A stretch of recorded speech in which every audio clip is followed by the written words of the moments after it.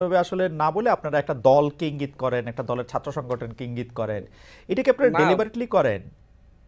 বিষয়টা হচ্ছে যে আপনি যদি এটাকে লক্ষ্য করেন যে বাংলাদেশের 95% হুম, চাঁদাবাজি হয় যে হচ্ছে একটি নির্দিষ্ট দলের নেতা কর্মীদের দ্বারাই সংগঠিত হচ্ছে, এবং হুম। সেই ক্ষেত্রে ওনাদের নেতৃত্ব যারা হচ্ছে একটা আগামী বাংলাদেশকে একটি সুন্দর স্বচ্ছ দেখতে চাচ্ছেন, তারা এটার প্রতিবাদও করছেন।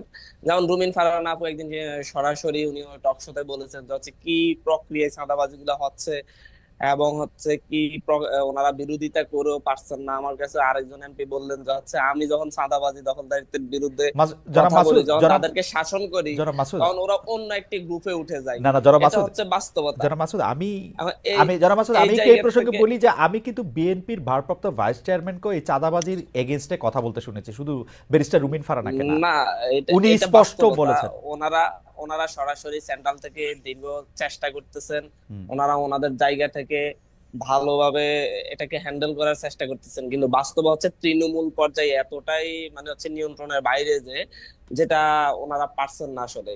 যেমন ধরুন হচ্ছে একটা জায়গায় আপনি চাঁদাবাজি দখলদারিত্বের কারণে একজনকে সাসপেন্ড করলেন, হুম।